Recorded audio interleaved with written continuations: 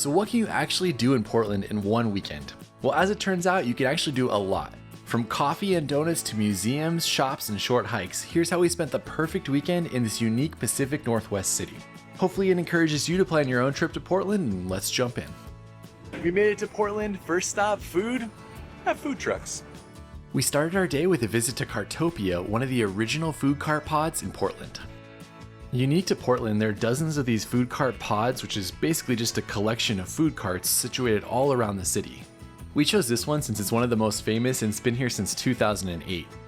They have a large selection ranging from pad thai and pizza to even barbecue. Amy decided to go with Thai food, and I couldn't resist Lardo, which was located right across the street. This spot actually started as a food cart in 2010, and now it's a small sandwich chain in the city. I've been here many times over the years, and I love the food, so I decided to grab that and then bring it back over to eat with Amy. Pacific Northwest knows how to do pad thai. So good. So good. And I decided to go with Lardo, and this is the breakfast burrito that I love here. It has pork belly burnt ends, it has cheese scrambled eggs, it has hash browns. I mean, this is the type of breakfast burrito that they tell stories about. This thing is incredible. If you're looking for something a little bit different, just walk across the street, get Lardo, and you can have pad thai and Lardo. Good way to start our time in Portland. Cheers. The food truck areas is definitely one of my favorite parts about Portland, and now we are heading downtown to explore for most of the rest of the day. There's lots of places to park all around the city, so we just parked our car and we're just gonna walk around the downtown area, as it is pretty walkable as long as you're okay walking a couple miles. First up though, we're going to a store that Amy's been really wanting to go to. She follows them on Instagram and stuff and was so excited about it when she came up here. I am. It's something I found. I love the aesthetic and what they sell, and then I get to go to it, so it's the best. Located in the Pearl District, which is a great stop for shopping and restaurants, Porch Light is kind of like what happens when a general store meets an artsy boutique. Amy spent about 30 minutes wandering around, and I just played the supportive husband role. Amy definitely has a style. I know when I'm going to go in a store like that, I'm going to spend money on little tiny golden spoons. You will. You will. Next up, Powell's Books. Powell's City of Books in Portland is the world's largest independent bookstore. It actually spans an entire city block with over 68,000 square feet. I asked one of the workers how many books they had, and they said more than 1 million. They literally have everything here. Here's the recipes of Tolkien, Wakanda recipes, Godzilla recipes. There's even Tracy Morgan's cookbook and Halo. I mean, you can find anything here. I mean, I'm looking at Arrow's tour for Taylor Swift cocktails. It was founded in 1971, and it's all color-coded with different sections relating to the different types of books. I usually plan to spend a few hours here anytime I visit the city, and definitely go all the way up to the top floor to the rare books room. You have to get a small lanyard in order to access this room, but the books they have in here are incredible, with many dating back over 500 years, and they're all for sale.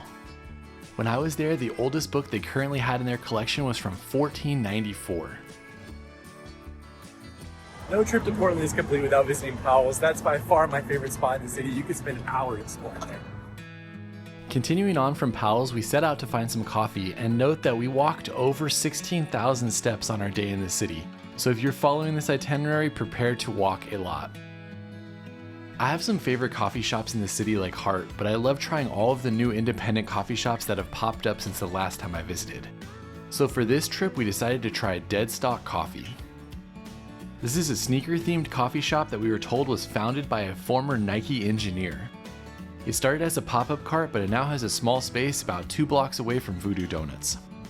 I love trying new coffee shops whenever I'm in the city. I think this city might have the best coffee in the entire United States. Let me know what you think in the comments though. And now we are heading over to a crazy donut shop. If you're looking for the famous Mural Keep Portland Weird, it's right on the other side, and then their Voodoo Doughnut is right there. This mural has been an unofficial slogan for the city ever since it was created in 2003. What do you guys think of Amy's weird pose? Is it good? What do you think? Oh, 10 out of 10, so weird.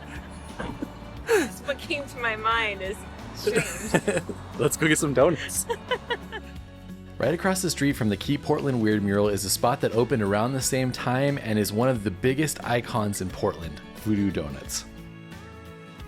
You can see the pink box that their donuts come in all throughout the city and throughout the airport, and this spot is open 24 hours a day to sell their donuts. I wouldn't normally rank Voodoo at the top of my donuts list, but it's been a long time since I've been here, so I'm excited to try again, and I'm willing to be proven wrong. When we got there on a Saturday morning, the line wasn't too long, but I've been here when there's 50, 60 people in line. I even read that Portland's mayor dubbed their donut the official city dessert in 2008. Amy's definitely going for the maple blunt. It does seem to fit my personality. If you're going with younger kids, note that the donuts do come in some questionable shapes when you're inside. There's also an overwhelming amount of donuts to pick from here, and there are 3 separate revolving trays with all their donuts. I do have to say I love the quirkiness of this shop, and I've been told that people have even gotten married here in the past. Alright, here we go. Let's see what we got. The strawberry shortcake, the Voodoo, and the Memphis Mafia, which is a banana fritter with peanut butter and chocolate chips. Are you excited? Wow. I think so. Also, I remember these donuts being cheap, but that banana fritter one was $5.75, so inflation's got to everybody, even Voodoo donuts. Yes. Strawberry shortcake, that was Amy's pick. It tastes like a strawberry shortcake ice cream bar. But Well, I like the strawberry shortcake ice cream bars. Yeah, with like whipped cream in the middle of it. I mean, how can you beat that? It's really good, but I don't know if I can finish it. First off, we got the Voodoo, which is the most popular. I'm trying to hold it like this awkwardly to show you this, but see, it's got a pretzel that's stuck in it and it has jelly inside, so you can poke the Voodoo doll. I mean, it's good. The chocolate's really good. The jam inside is actually pretty nice. I mean, it's not a bad donut. And we gotta try this monstrosity. She told us that this was kind of the unique one to try right now. I mean, look at that thing. That is insane. Not a super strong banana flavor, but nice peanut butter, nice chocolate. I actually like the crunch of the peanuts in there as well. This is definitely not something I would order again. Overall, I would say this is better than I remember it being. It's not one of my favorite donut places by far, but it's definitely not bad. It's got the fun kind of tourist experience, the Keep Portland Weird sign. So I would say definitely check it out when you're in Portland, but I'm going to show you my favorite Portland donut shop tomorrow. I have to say, I was pleasantly surprised by the Voodoo donut, the one with the jam inside of it. I actually really liked that one. I will say again, this is not the nicest area of town. There was a security guard just to get inside of the Voodoo Donuts, so probably don't come here late at night. From Voodoo Donuts is about a 5-minute walk to Tom McCall Waterfront Park. This park was built on the former Harbor Drive that was removed in the 1970s and then was opened as a public space for everyone to enjoy. We've made it down to the waterfront, which is one of my favorite parts of Portland, mainly because there's so many amazing bridges in the city, and you just get to walk by all of them as you're walking along the waterfront. So we'll probably walk for about a mile and then head back into downtown and explore a few more things. This park is a well-loved spot in the city, and it's a meeting place for people. It's a hub for festivals, outdoor workouts, and even rallies. While on your walk, you can even visit the Oregon Maritime Museum if you're interested, but it's only open a couple days a week. I've actually never gone here myself on any of my visits to the city, so let me know if it's good in the comments. As we crossed over the Morrison Bridge, we are nearing the end of our time walking along the Willamette River, and this is a great time to talk about our sponsor for this video, Away. I'm a huge fan of Away. This has been my bag for the past 5 years when my previous bag zipper ripped on a flight. It's been all over the world with me, and even though it's showing a few scuffs, it's still just as good as the first time I got it. That's why I've decided to add 2 new bags to my collection for weekend trips. This is the Everywhere bag and the bigger carry-on in Cloud Gray. I used these for a trip up to Portland, and I loved how easy it was to travel with the carry-on in the overhead bin and the Everywhere bag under the seat in front of me. Plus, when I was walking through the airport, the wheels glided over everything with ease, and I loved being able to slide the bag over the handle so I didn't have to carry it. I was impressed with how much I could fit in the carry-on with the built-in compression system, and the bag had even more space than I needed for this short trip while still maintaining a stylish aesthetic.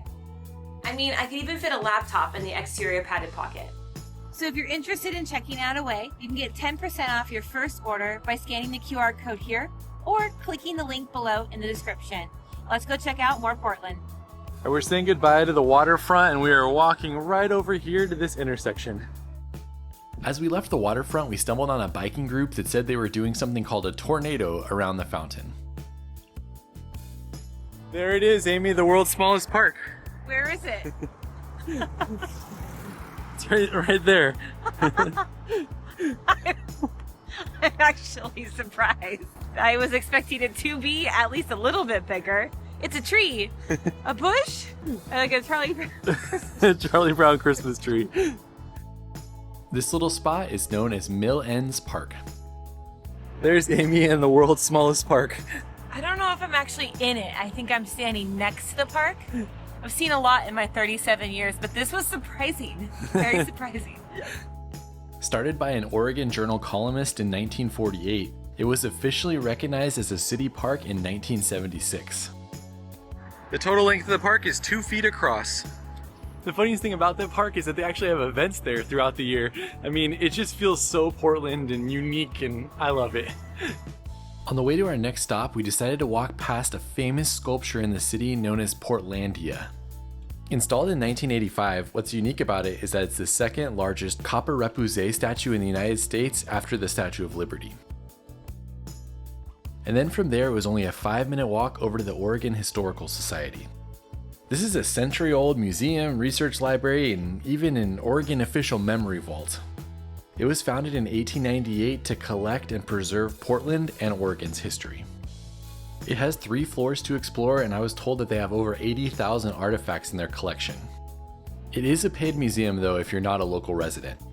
In the 1800s, they really wanted people to settle here, especially families. So if you came married with your family here, they would give you 640 acres to settle.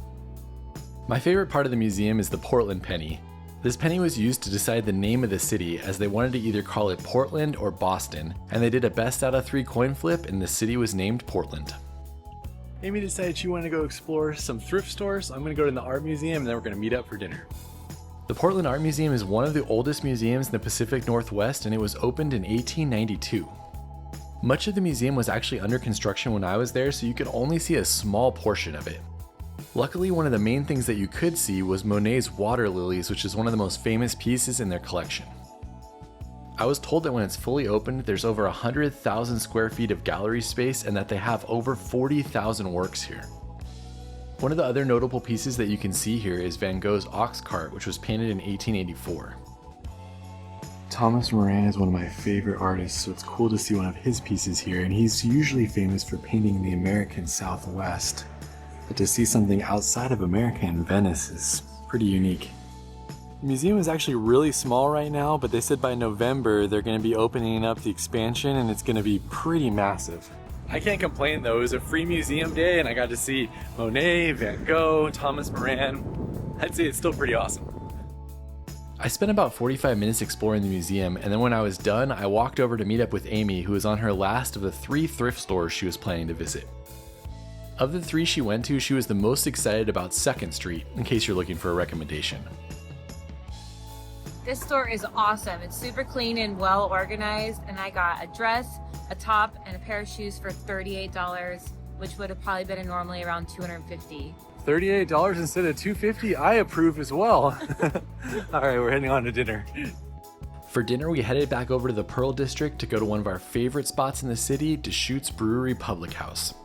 Housed in a historic auto body shop that was built in 1919, Deschutes has been here for almost 20 years. It can be busy on the weekends especially, so get there early, but it is a large spot, so you usually don't have to wait too long. Amy got the steak frites, hold the frites and add asparagus. And I got the Kahlua pork with macaroni salad. Looks pretty strong. Can't wait. It looks great. It really is a great spot in the city for both food and beer. We made it back to our hotel. We'll see you tomorrow. We started day 2 with a visit to one of my favorite donut shops in the entire country, Blue Star Donuts. I love that they call themselves donuts for grown-ups, and they've been around for over a decade, and they actually do have some donuts that have alcohol piped into them. Pops isn't here, so Amy gets to be the one who stick her head in things. Oh, look at that scary donut monster.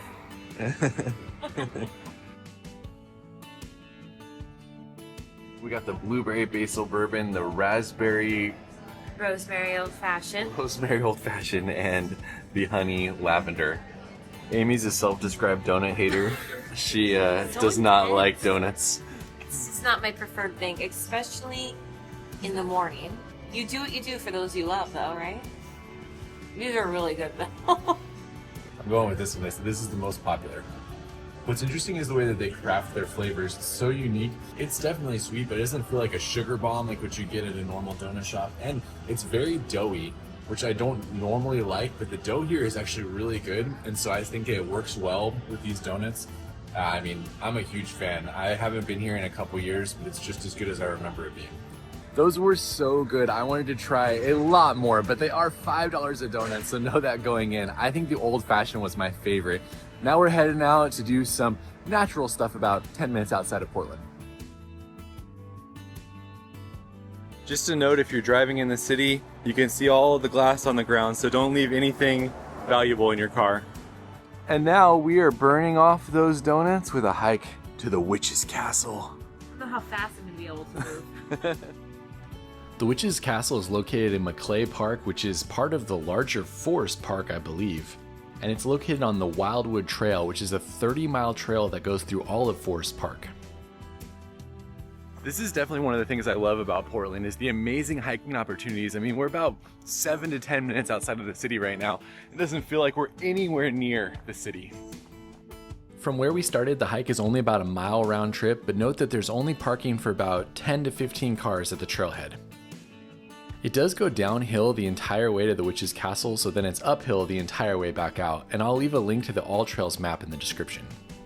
This hike is awesome. I can't get over all the moss-covered trees. I feel like I'm walking through the movie Fern Gully right now. Fern Gully is a massive callback.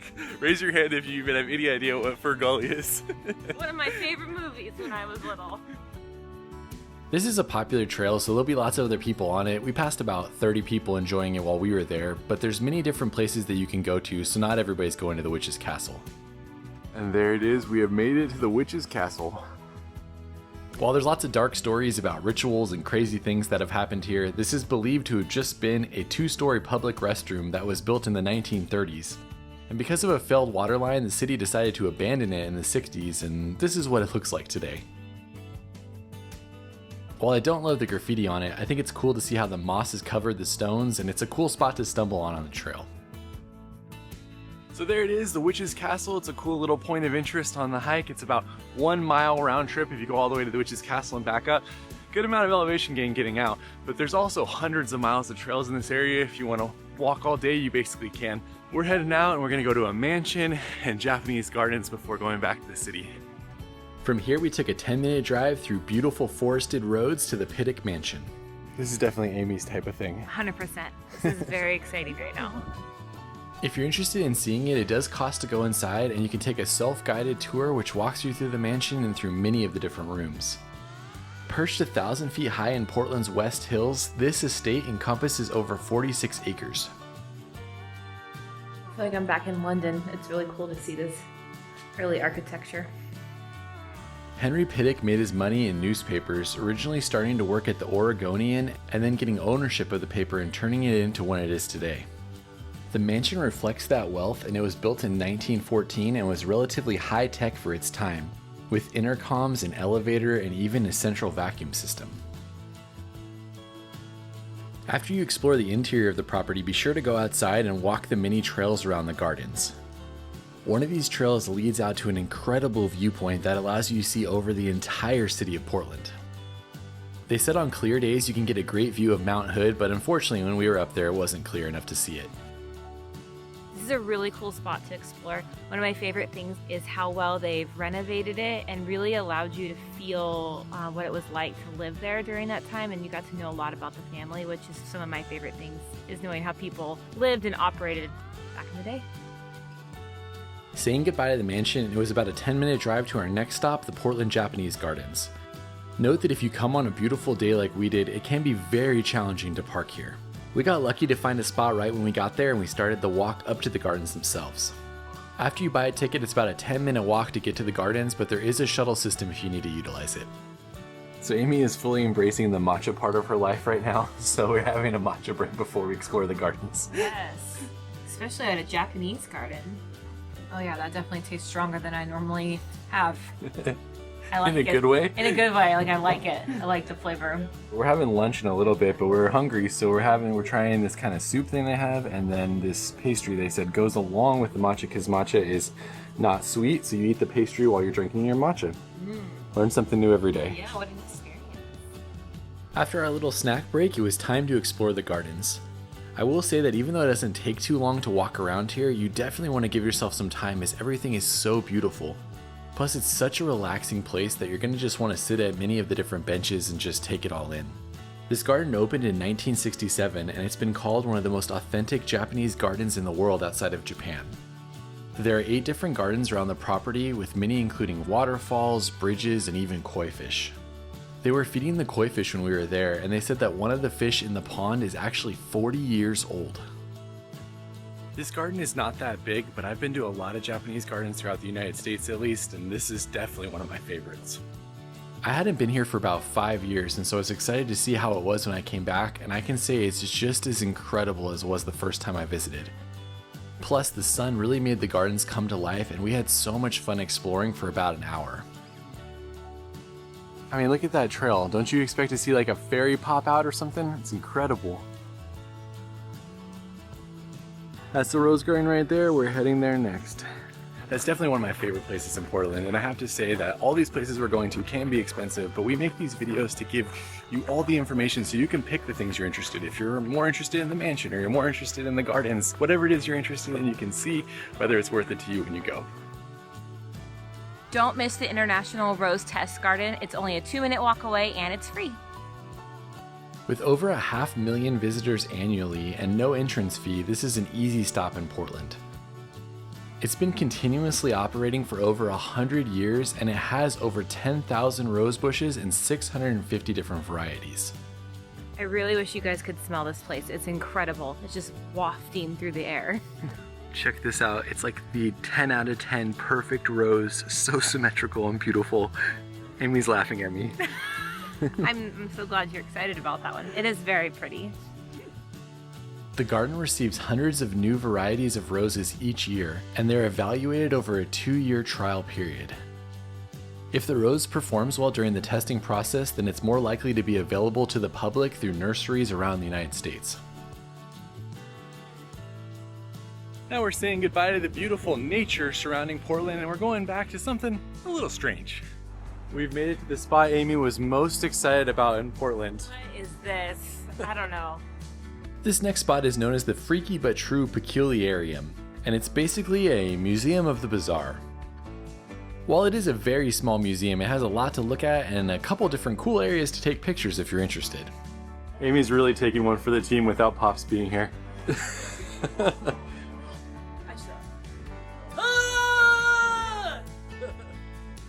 For best results, to make it look like you're hanging off the edge, alright?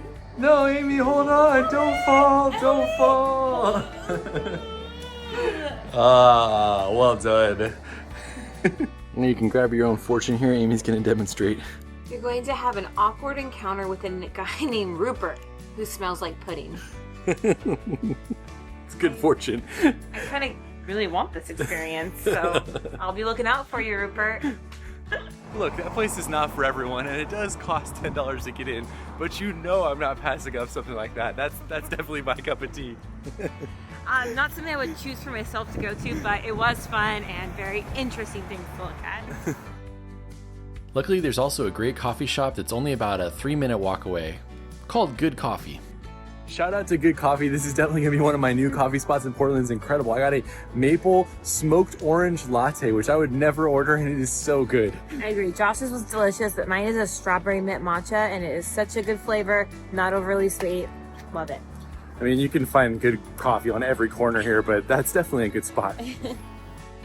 Driving about 15 minutes outside of downtown Portland, we made our way to McMenamins Kennedy School.